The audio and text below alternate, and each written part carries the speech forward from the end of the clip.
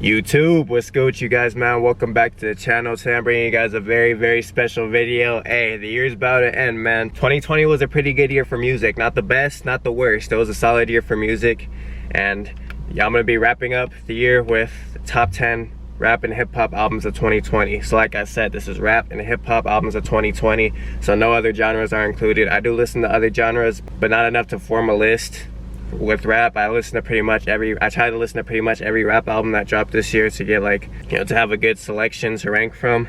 Well, obviously not every rap album, because there's hundreds of thousands of rappers in the world, but all the established rappers.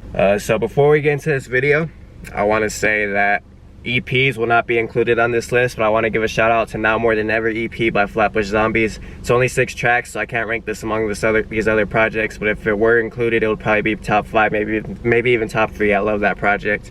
What I'm ranking off of is based off of, obviously, personal enjoyment's going to tie into it. This is my opinion, not yours, so feel free to leave your opinion down in the comments, but I don't want to see you hating on me for my opinion, just because this is my opinion. It's my top albums of the year list, not your top albums of the year list. So go ahead and comment what you think down below. If there's anything that you think should be included that wasn't, then you could comment below. I'll give you an explanation if I see the comment. For a hip-hop album, I'm ranking off of, you know, substance, you know, what you're talking about, subject matter, like what's the concept of the album overall. I'm ranking off of replay value, obviously. You know, the better the album sounds, the more I want to replay it, the higher on the list it's going to end up for the most part.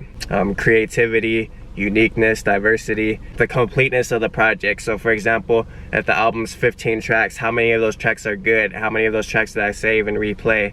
Before we get into this list, I want to shout out the homies Amari and JP. Amari dropped his album Rage Kid this year. JP dropped his album Table of Contents this year. Those are my boys. I wish I could include them in this list. I don't want this video to come off as promotion or nothing, but I want to, like, I want to give a shout out to them because they both dropped their albums this year on streaming services. So I'm gonna leave their links in the description. I want you guys to go check out those albums. I'm gonna do 5 honorable mentions. I'm not gonna discuss it at all. I'm just gonna name the albums. If you guys want to go listen to them, go ahead. All right, my honorable mentions are Limbo by Amine, The Mantra by Busy Bone, Run the Jewels 4 by Killer Mike and LP, and King's Disease by Nas. So those are my honorable mentions. If this was top 15 albums of the year, those would be included, but this is top 10 albums of the year, so I can't include those. But all amazing projects. I listen to a lot of music, so some of you guys might have those in your top 5, top 10, but me personally, I listen to a lot of rap, so I couldn't slide those in, but still amazing projects. Those are all 7.5 to 8 out of 10 albums. And I also want to give a shout out to an album that's not going to be included on this list, but is definitely one of the best albums of the year, Circles by Mac Miller. Amazing album, rest in peace Mac Miller, a legend, but Circles isn't really a rap album. Mac Miller is known as a rapper, but it wasn't a rap album, so I'm not going to include it on this list, but still it deserves, if it was on this list, it would be top 5, top 10 for sure. So if you guys have any questions about those honorable mentions and want me to discuss anything, comment down below. I'll try to reply to your comment, but let's get into number 10, bro. Number 10, I've got a Written Testimony by Jay Electronica and Jay-Z. So this album is one of those albums where off of first listen I was mind blown. Like, I love the album. The overall message of the album, you know, they're just talking about their religion, spirituality. It was a beautiful album, bro. The production was unique.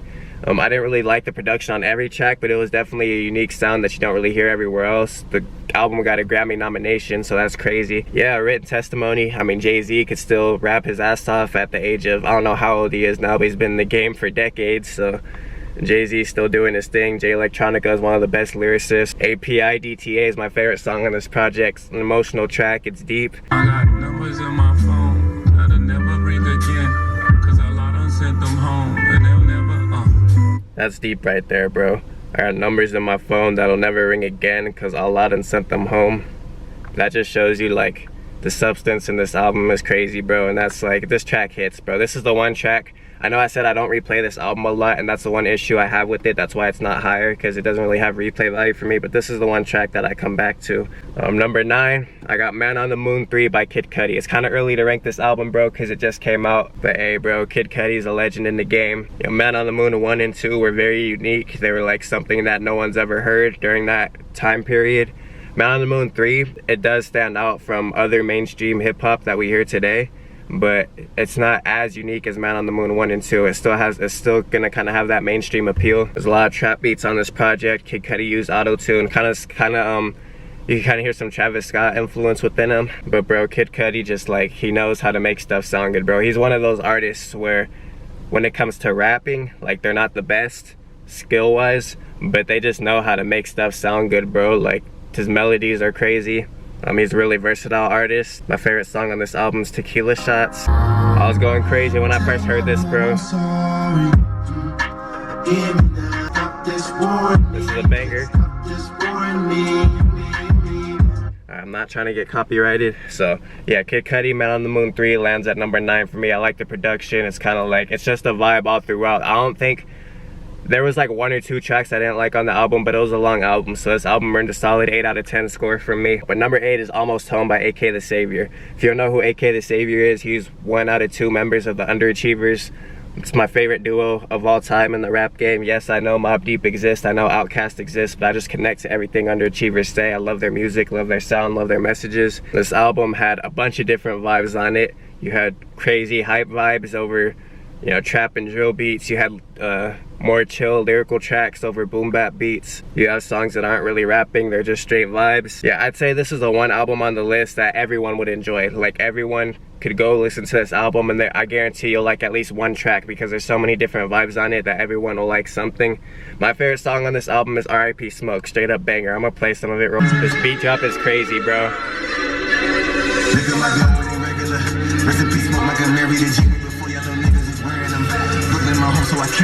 Crazy flow, as you could see, that was one of the bangers of the album. But then you got tracks like this.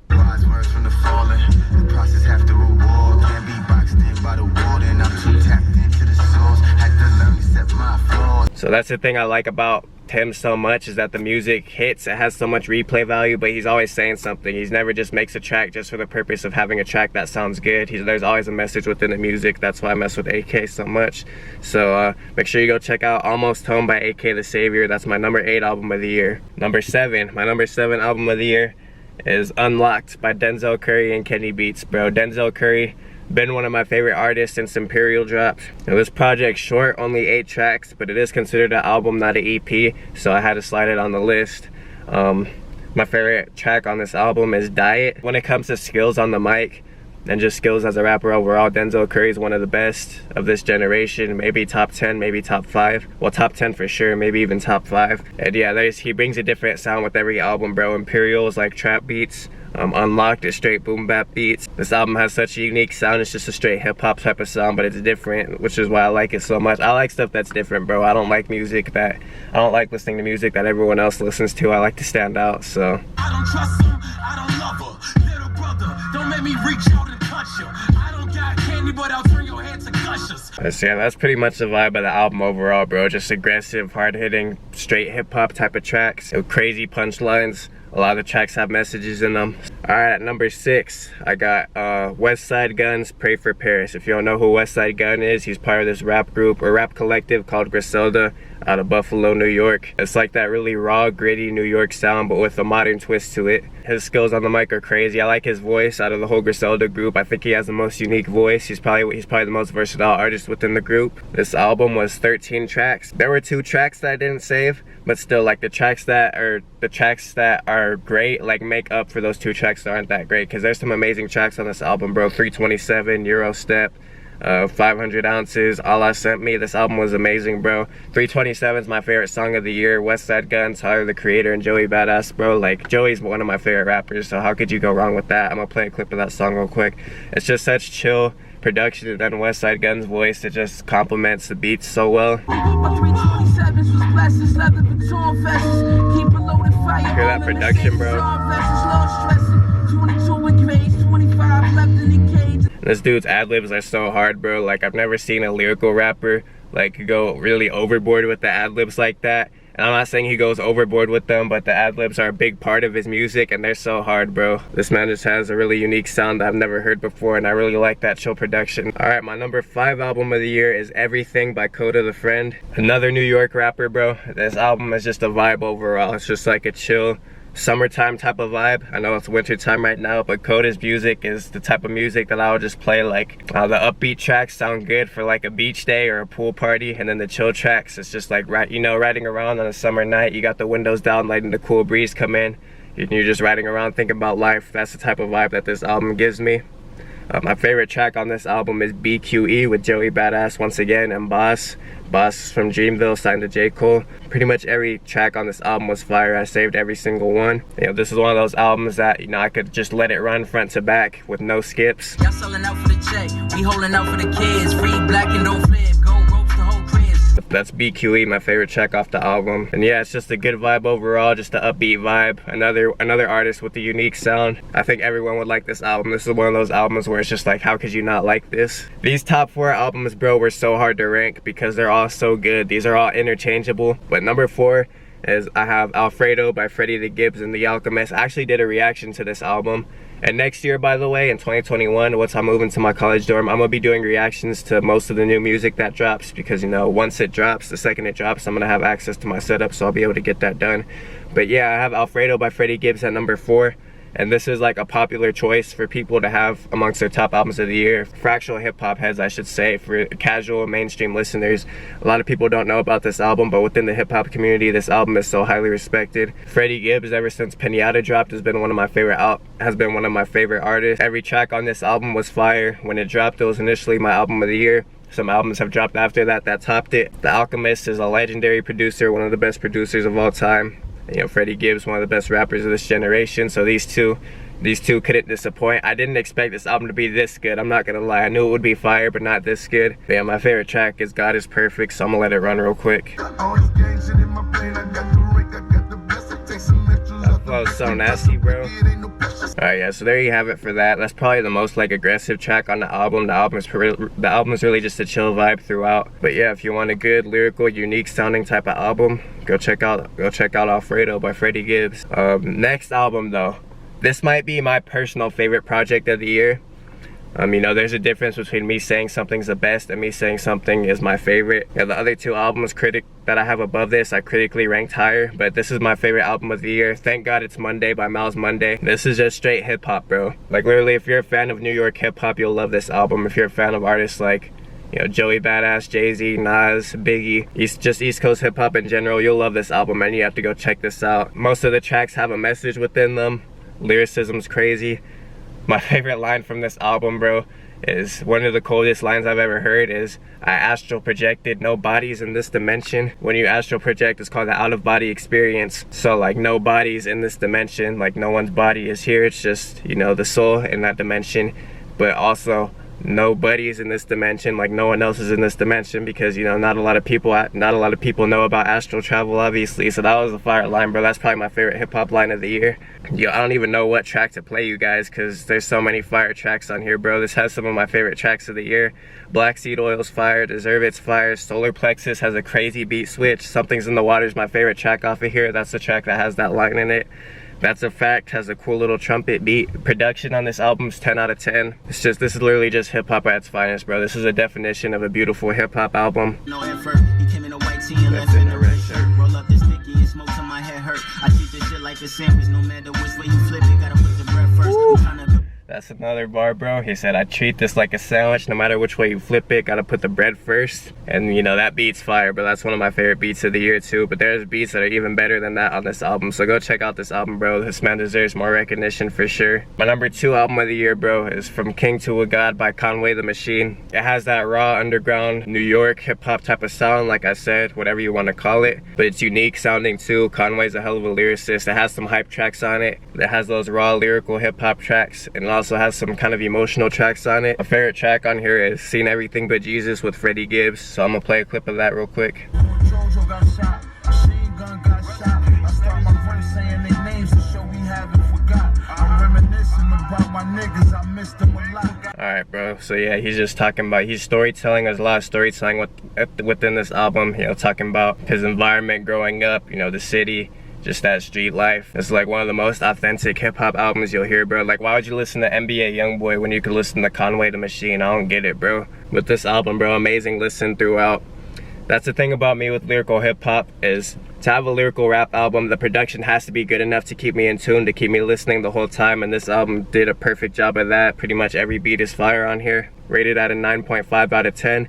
My number 1 album is also rated at 9.5 out of 10, and this barely has the edge over number 2, but this is Burden of Proof by Benny the Butcher. I think I like the production a little bit better on this album, even though I did say I like the production on Conway's album. I think Benny's had a little bit better production.